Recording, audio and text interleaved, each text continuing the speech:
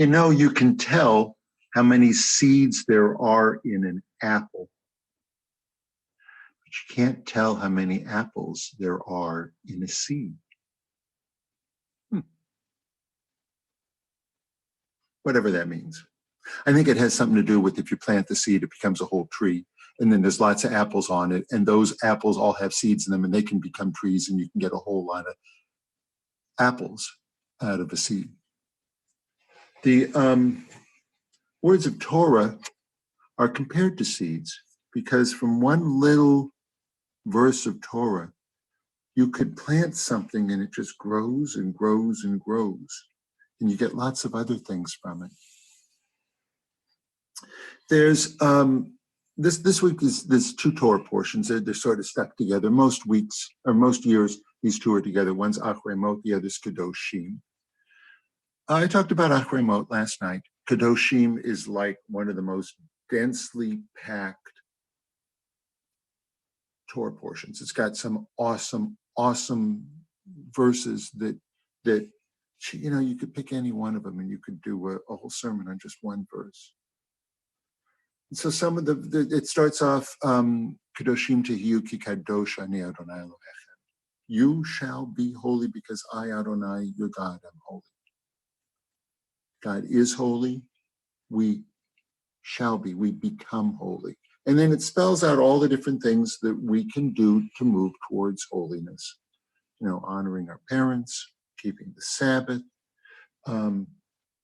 rising before the elderly, keeping equal weights and measures and appropriately measured ones, not putting a stumbling block before the blind, not cursing the deaf, not bearing a grudge, loving your neighbor, being kind to the stranger.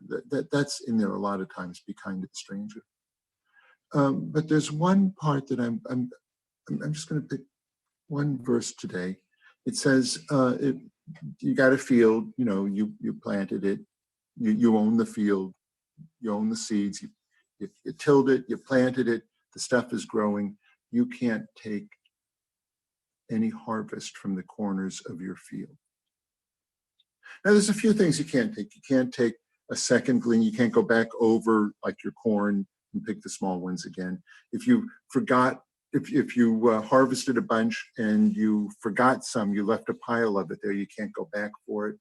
You can't clean out a vineyard, and you can't take, like, if you have an orchard and there is a big wind and some of the apples fall, you can't get those. That's a windfall. They don't belong to you. But I'm just going to talk about the corners of the field, because they're all little different variations on it. I could teach much of a whole college course, a whole bunch on a college course, on just that verse. And I'm not talking about, you know, what are they talking about? How big is the corner of the field? Who's entitled to it? Why can't you have it? I'm just, you know, in what context does it come in? It comes right before the thing that says don't steal. So our rabbi said, if you take the corners of the field, you're stealing. I just want to look at that verse. I mean, I can share some thoughts with you that'll give a lot of insight about what it means to have community, what it means to care for others. All in that verse. Don't harvest the corners of your field. Leave them for the poor, the widow, the stranger, the orphan. All right, so about 10,000 years ago, there was someone who did probably about the most important technological advancement in the history of humankind. She, or maybe he, took a seed and stuck it in the ground and waited for it to grow. And it was probably a seed of something that we call a grass, some kind of a grain. It might have been a wheat, it might have been a barley, it might have been I don't know, maybe an oat or a millet or a spelt or something like that. But they stuck it in the ground and they waited for it to grow. And when you stick a seed in the ground, well, I mean, the plants grow all over the place, grasses grow all over the place, but when you get a special area for it, you can harvest a whole lot. Because, well, I mean, think of corn, because that's the easiest for us to think of. Corn is a grass. It's just a really, really big grass. And wheat looks a lot like corn, only it's smaller, wheat and barley and all those other grains. So let's think in terms of corn, because we can see it, we're familiar with it. You stick one little ear, not one ear, one kernel of corn, a teeny little thing in the ground, and up comes this giant plant from only one seed, and it's got a bunch of ears, and each ear has hundreds of kernels on it. So from one little thing, you get hundreds or maybe 1,000 more little kernels. One turns into 1,000. And it happens pretty quickly, because you can, in a warm climate, you can plant corn and harvest it, but it only takes, 80 days, 90 days. Maybe in earlier times, maybe it took 120 days. You can get 3 crops of corn in a year. You still can, 3 in a year. So one becomes 1,000, one little seed becomes 1,000. If you plant all those, it becomes 1,000,000. And you plant all those, and you get 1,000,000,000 little seeds from one seed in 1 year. That's incredible. You can't invest anything better than that. The rate of return is startling. That's kind of why we say, who brought bread out of the earth, because it's that miracle of one becoming a whole bunch of them. But with grains, you can't eat it straight. Imagine corn like popcorn. You can't eat popcorn straight. It's kind of a newer invention to have what we call sweet corn. But I mean, wheat is hard like that. It's kind of hard like popcorn. In the Garden of Eden, we're told that everything was just right there. You just grab it and you eat it like a fig. You just take it off the tree. You don't even have to pick it. You just bring the tree close to you and you take a bite of the fig. But after the Garden of Eden, we're told that we eat by the sweat of our brow. And that's kind of like the corn. You could eat it, but it's hard. But what we have to do is you got to do something to make it easier for us to digest. And so imagine hard corn. In order to eat it, what do? You can smash it and mix it with water and cook it, and you get like a tortilla. You can boil it, and you get something like hominy grits. You can put it in a hot oven, and it goes, and you got popcorn. But all of those are different ways to make it so that it's edible for us.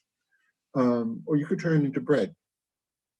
Bread, you have to grind it down and mix it with some other stuff and let it rise and cook it, and it takes a little bit of time.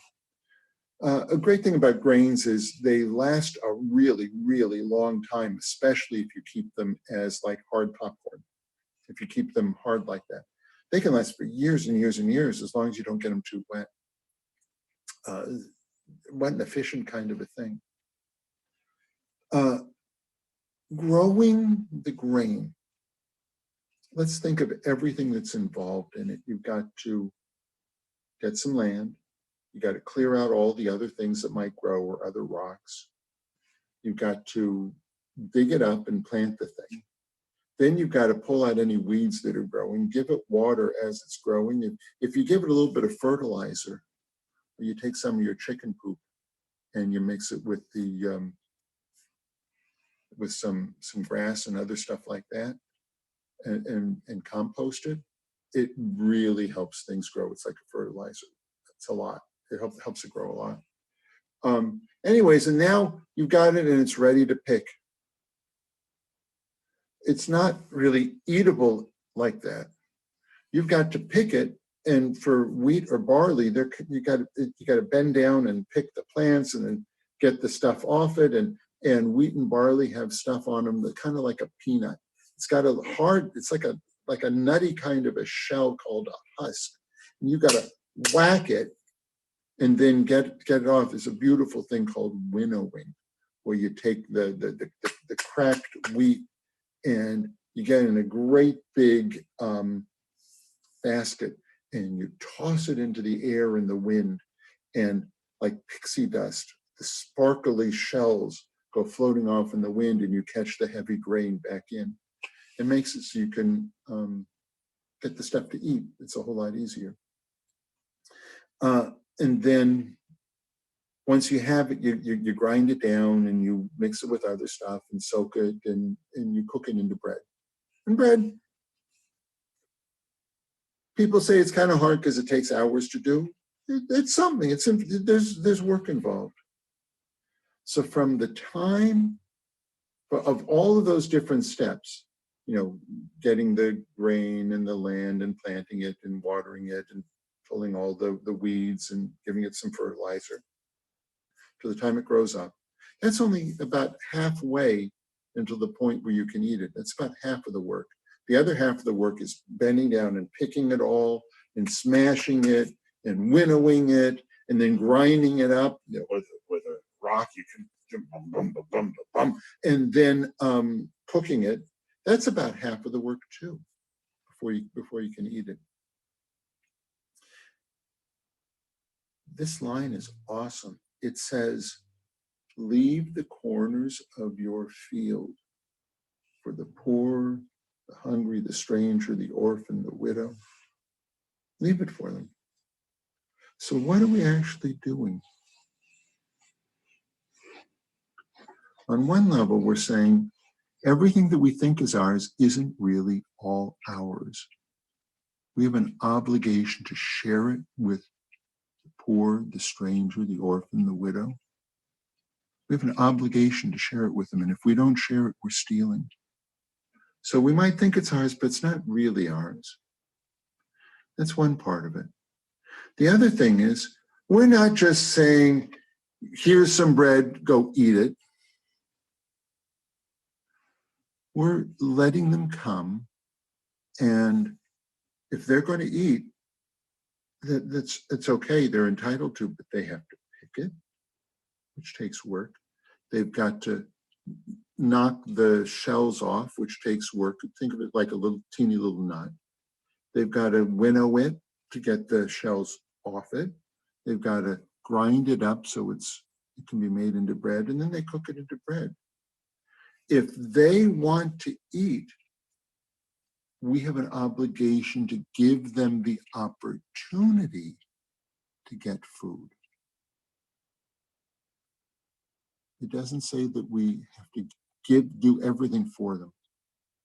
People need to have a role in their own salvation. They need to somehow help themselves.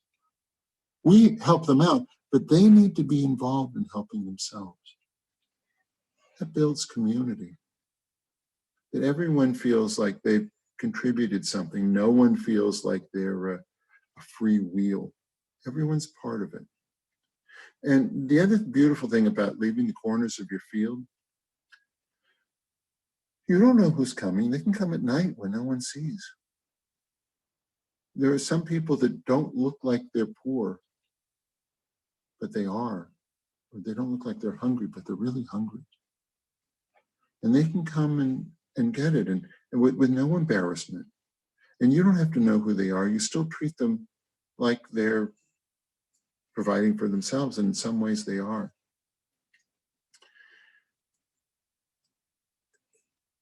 There's something so lovely about that. And you don't have to advertise food given out on such and such a date. It's just always there. Everyone can see it. And your fields are open. And you trust people. There's trust that goes on. And you're taking and God's work of turning one little seed into thousands of seeds, and you're sharing that miracle with others. How in the world do we apply that to today when most of us aren't farmers? Well, we still have an obligation. All the things that we harvest, that we get from whatever recompense we get from our job, monetary or otherwise, we might think is ours, but it's not all ours. We have an obligation to share it. And what does that mean? The stuff that we get, does it include money that we make from our paycheck? Is that how much do we leave? How big is the corner? Is it before taxes or after taxes? Do some of the taxes count as leaving the corners of your field? What about if I have to fly a lot and I get frequent flyer miles? Does that count? Do I have to share that? What if my job pays me to get an advanced degree and I'm more knowledgeable? Do I have to share that knowledge with others? Am I more obligated to share that? These are really interesting questions. You could delve into it for a really long time. I think they're really relevant. And I think that if your job pays for you to learn something, I do think that that's something you got out of your job and you need to share that with others. The poor, the stranger, the hungry, the widow, the orphan. It doesn't really totally belong to you. It doesn't belong to me. It doesn't belong to us. We're obligated to share it. And it is so hard to find a way to share something where I don't know who is the recipient. I don't know who's coming and getting it. People don't have to sign up for it. They can just come whenever they need. It's really hard to set up something like that. And it's also hard to set it up in such a way where you give people the opportunity to eat. And they can take, you can take popcorn and not work it anymore. You can put it in your mouth and soak it and sort of chew on it. It just takes a long time to eat. It's not a fun way to eat popcorn, but you eat corn, but you can eat it that way.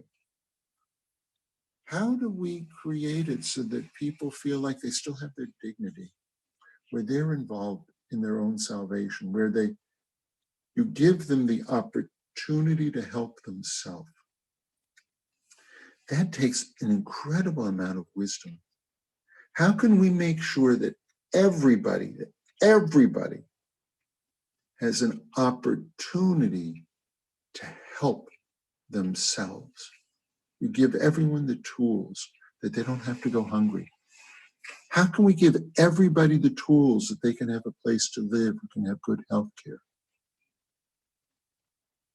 How do we give everyone the tools that they can have dignity and be a member of our community? This one little verse about leaving the corners of your field, it contains all of that in it. I can go on for a really long time talking about it, but here's a few things I want you to know. We don't own everything that we think we do. We have an obligation to others. We should try to find a way to give people an opportunity. They need to be involved in their own healing. One thing I do with the Rabbi's Discretionary Fund is some people come and ask for money, and I say, you can have this money, but if you show me that you have volunteered at the library or at Food Share or at Habitat for Humanity, I'll reimburse you additional funds as though you're getting paid to do volunteer work. That makes people feel like they're important, that they're not just, recipients of welfare. That affects their constitution, how they see themselves. But they know that they're giving back and that they're valued. I do that a lot. I get that from this verse. How can people be involved in some way? And there's some people that can't do very much. They can't drive. Maybe they have a hard time standing for a long time. They can't really hold down a job. They can't get places easily. How can we find a role for them where they're productive and they're somehow helping out in their own salvation?